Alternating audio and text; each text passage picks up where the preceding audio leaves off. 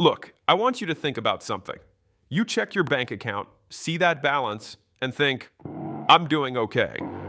But what if I told you the average American has just $8,000 saved? And half of all Americans have even less than that. If that number just made your stomach drop. Yeah, you're not alone. My name is Gary, and I spend way too much time thinking about why regular people stay broke while thinking they're doing fine. If you're someone who looks at your paycheck wondering where all the money went, or constantly telling yourself, I'll start saving next month, hit that subscribe button and give this video a thumbs up if this helps you out. I put together a free PDF called The Money Leaks Checklist, Eines Temas 2025 edition. It breaks down the 10 biggest places people lose money without realizing it, and how you can plug those leaks today.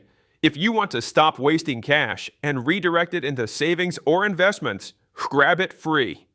The link is in the description and pinned comment. Download it now. It takes 10 seconds, and at Paul and Glancer persuasive. And it might be the most profitable thing you do today. Now, back to our main video. So here's the deal. Americans have an average of $62,000 in savings. Sounds good, right? Wrong. That's the average. The median, what the typical person actually has, is only $8,000.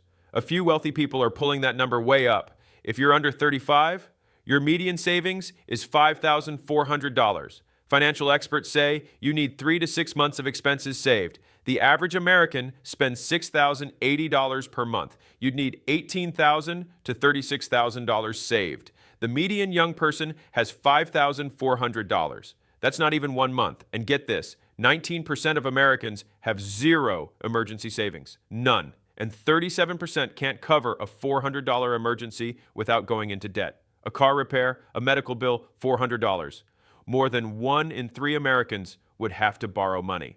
Now you might be thinking, okay, but people are making payments, staying on top of things. Look, I wish that were true. Americans are carrying $1.23 trillion in credit card debt. Trillion. The average household owes about $9,300 on their credit cards. Here's the part that really gets me. The average credit card interest rate is around 23%. Let's do the math. If you have $10,500 in credit card debt and you're making the minimum payment of 3%, you know how long it takes to pay off? 22 years, 22 years, and you'll pay over $18,000 in interest. You're literally paying for your debt twice.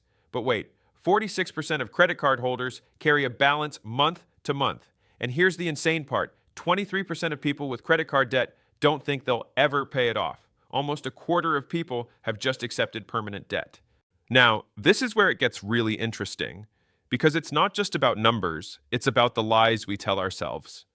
48% say their debt came from necessities, car repairs, medical bills, home repairs, but 41% also admitted that shopping for non-essentials like luxury goods and electronics contributed to their debt. Here's the thing, we're really good at convincing ourselves we deserve something or we need it.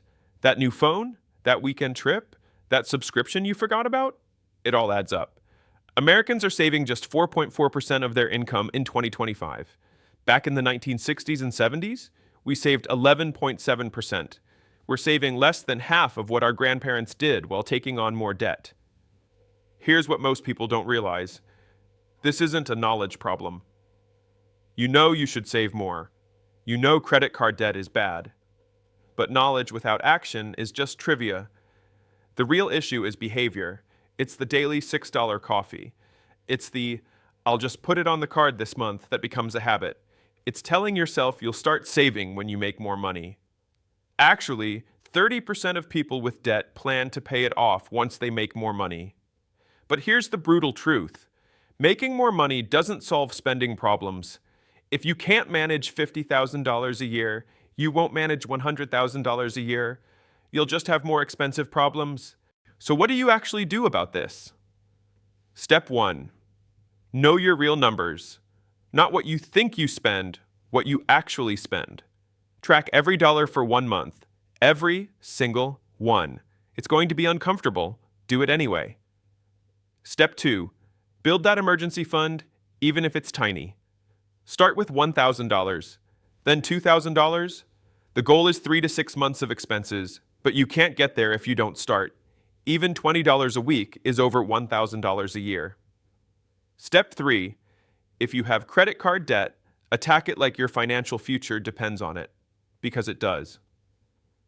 Look into balance transfer cards with 0% intro APRS. Use the debt snowball method. Pay off the smallest balance first, then roll that payment into the next one. The momentum matters. Step 4. Change your relationship with money. Stop thinking of your income as money to spend. Start thinking of it as a tool to build wealth. Every dollar is either working for you or against you. Look, these statistics aren't meant to make you feel bad. They're meant to wake you up. If you're sitting there thinking, that's me, you're not alone. Millions are in the same boat. But here's the good news. You can change this. It starts today, not next month, not after your next raise. Today. The average person stays broke because they keep doing what the average person does. But you're not watching this video to be average. You're watching because you want something different. So give this video a thumbs up if you're ready to stop being a statistic and start building real wealth. Subscribe if you want more no BS financial advice. And I'll see you in the next one.